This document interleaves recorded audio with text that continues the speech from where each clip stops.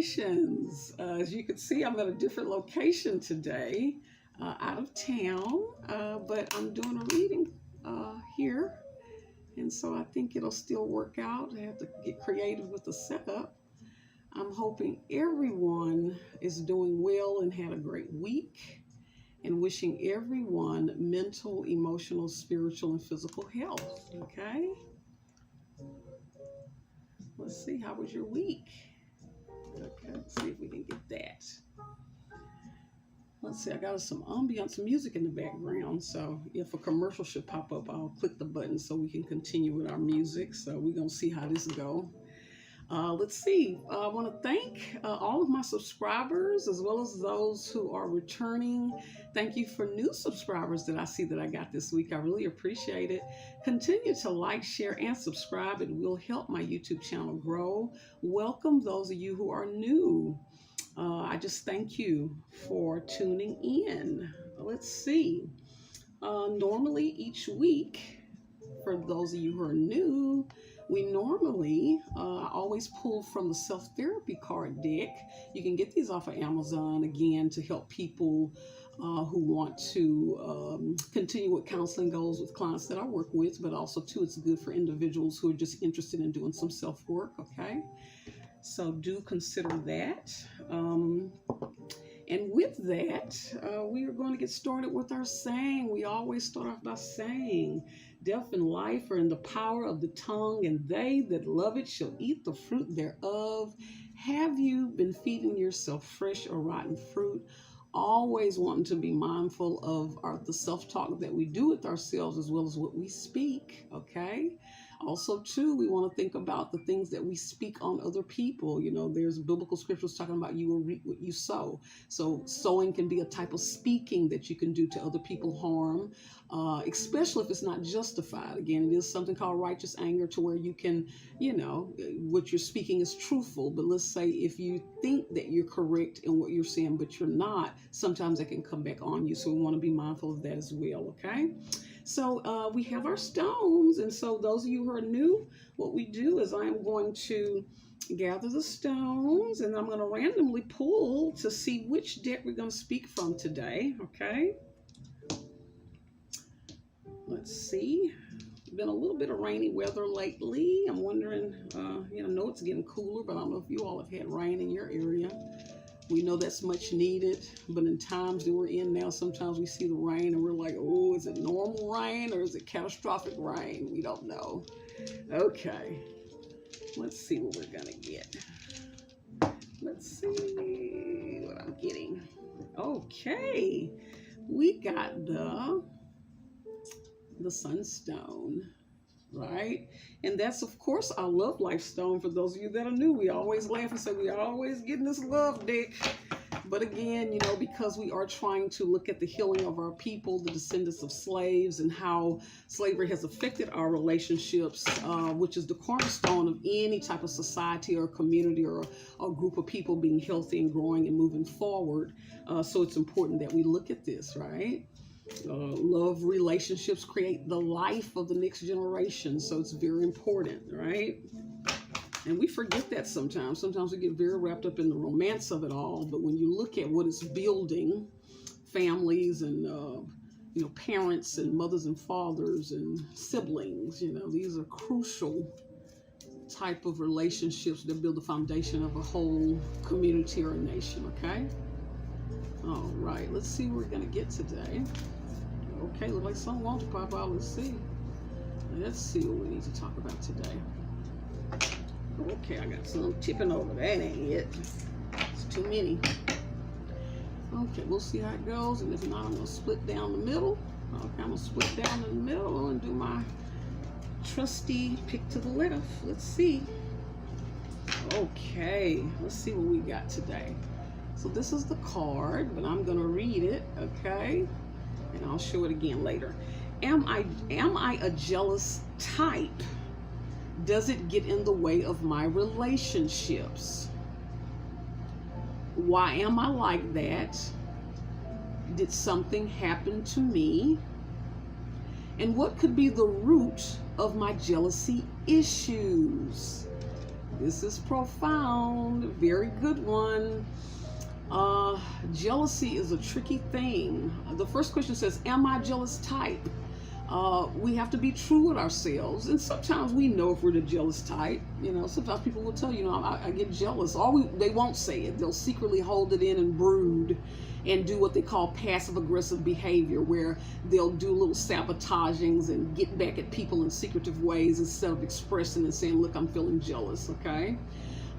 Does it get in the way of my relationships? Look over our lives, especially as our people.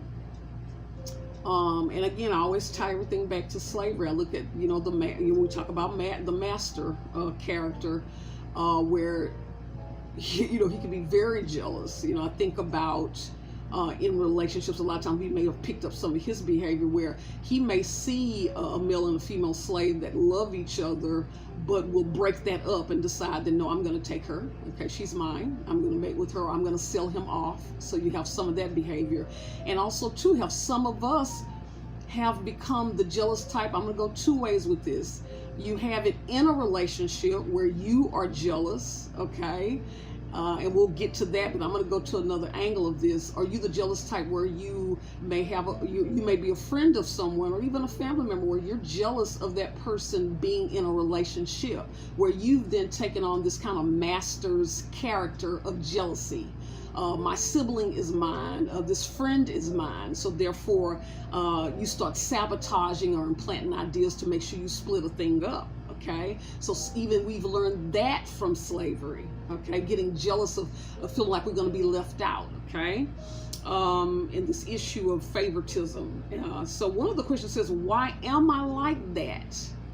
Okay, did you grow up seeing someone in your family be jealous? Some people have grown up in abusive households where they see, maybe a parent being physically abused and always accused of having affairs and things of this nature. But a lot of times what you'll find is people that normally are accusing people and always bringing up the topic where you have an affair. A lot of times they're struggling with the issue. A lot of times they're the ones having affairs. Okay. And so you'll see that play out. But you have to ask, like, why am I like that? Did I grow up in a household seeing that? Did I learn that from peer groups? Did I learn it from hearing adults, family members speak in a certain way or be possessive? Okay. It's interesting. It can play out in a lot of ways. So you do need to, again, we want to get our journals and take pen to paper and figure out the root of that. Like, why am I like that? Okay. Did something happen to you? Yeah. Sometimes abandonment issues could create jealousy as well, or growing up seeing a type of favoritism happen, which happens where you felt like, other people were being favored, and you didn't have much. So then when you do get something, you could be quite clingy, which makes sense. Okay. Could you imagine, us being always sold off and ripped apart from each other, or just feeling like someone, and also too, sometimes it can be a little justified where you may have a mate or someone that you with that's very attractive, so people are always coming around. It doesn't mean that mate is going to play off, but it makes you feel some kind of way. But guess what you do? You're not going to confront those people that's coming after your mate. You're going to take the anger out on the mate. So then you get into tearing them down, ripping them down, lowering the self-esteem when they're not doing anything and they're not thinking about doing anything. So we have to be mindful of that. Okay, we have to be mindful of that. What could be the root of my jealousy issues? Okay, so this is very important. That's a good one, guys. Again, let you read that. Okay, all right. Let's see what else we're going to get today. We're going to pull from another deck and see what we get. Very important things to talk about, especially of healing as a people. Okay. Let's see what we get. Let's see. I'm going for this one. Okay. We got the Bumblebee Jasper, okay, which is the action deck. Let's see what they want us to do. What kind of action are they want us to look at, okay? Let's see. Okay, y'all look like our little jazz music last and we haven't gotten a commercial. So we're going to go with it. Let's see. Actions.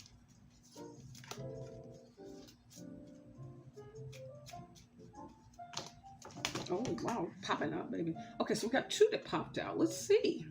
Look at this. Okay, so I'll show it to you first briefly, and then I'm going to read it. Okay, it says, let's see, genuinely caring for others is a sign that you are a kind human being with the right moral code. Okay, and if you find yourself not being a caring human being, what happened to you in your life that made you cold and to not care about others? Who did not care for you properly? Okay. And what do you need to heal? Okay. Let's see. It says, over the next 3 days, show genuine interest in those you care about. And what does genuine interest mean? It means that you are showing interest in taking time to connect with them without expecting anything. So if you show genuine interest and they're connecting with you, that doesn't mean that now they owe you something. It's you're literally on a higher moral level trying to connect with the human, understanding that that's the gift, the ability that they're there and that they're not going to be here forever. And the connection and just being able to talk to them is beautiful. We don't have to go any further with that. So we're trying to, that's the challenge. Over the next 3 days, show general interest in those who you care about. It may be asking someone to coffee or sitting down and having breakfast and actually maybe looking at a movie or just asking them what they're interested in, or maybe doing something that they like and actually trying to see it from their point of view. You know, to allow ourselves to take a break from ourselves, just kind of absorbing in someone else's world. It can be a nice escape. It says call them, email them, message them, or meet them for coffee. Look at that. Yeah, meet them for coffee to talk. Ask questions and listen compassionately. Get to know them, right? All right, I like that one. So that's something to think about. Okay, let's see. The other one popped out. Let's see what it's talking about. I don't know if we got this. Let's see. It says cleaning and decluttering are known to be excellent mindful practices. Let's see. And they can help release anxiety. The simple act of organizing stuff can feel good and put you into the present moment. Over the next week, spend some time decluttering and organizing your place. Throw away things that no longer serve you or bring you joy. Yeah, some of us, you'll see people hoarding and keeping and holding on to things. And one of the assignments is you can Google what are some of the causes of people hoarding. Hoarding is when people keep things that they don't need. And you've seen these people where their homes are just filled with things where they can't even walk through the house. And it has something to do with, some emotional issues. But I'm going to have you look that up. The causes of hoarding. Okay, but we do want to look at that, a way of decluttering, simplifying our lives, keeping things that's important to us. And being able to simplify. It can help with stress and relieving anxiety. And mindfulness is that it allows you to get in the moment and in a zone. Put on some music, clean, allows you to take your mind and feel productive, okay? Sometimes some people can fall into what they call OCD, obsessive compulsive disorder, where it could be unhealthy. But stuff is only unhealthy if it's interfering with someone's functioning as far as work, home, life activities, to where they can't function. When you get to the point where you can't function and people are commenting, police are called, those type of things. But if it's not that, then you're okay. I will put I want to introduce you all to a lady by the name of Dr. Tracy. What is her name? Is it Tracy? Not Marks. I will look that up. I have to get her name. But she's an excellent African-American psychiatrist where she talks about disorders and breaks down different symptoms. And this is a good site to go to so you can see, is this something wrong with me? Is this something worthy of seeing a doctor or not? I think it's Dr. Tracy Marks, Marks. She's a psychiatrist. So I'll put a video of hers in there so you all can start being able to go see her videos and look up anything. It talks about depression, anxiety, diagnosis, bipolar, schizophrenia, suicide, any topic you could think of. She gives you real good breakdowns, okay, to help you know if what you're dealing with is kind of somewhat normal, if it's kind of teetering on maybe you needing to see a doctor or not, okay? Let's see. Okay, that's excellent. So now what that does, it takes us to us looking at our affirmation, okay? Now let's see what, let me take these away, and then we'll look at our affirmation to talk about before we head out. Again, thank you all so much for joining me today. I really appreciate it. And again, some of the things we talk about can be a little triggering, but understand the goal is to help our people heal and help ourselves really stop and look at ourselves and heal, okay? Know that you're okay. If you feel like you're feeling anxious or you're looking at a video, inhale, exhale, and remind yourself that you're okay and that things that we talk about that you've experienced, you've already survived, right? You're sitting here with us now, okay? So now let's see if we can get a card we're going to talk about today, okay?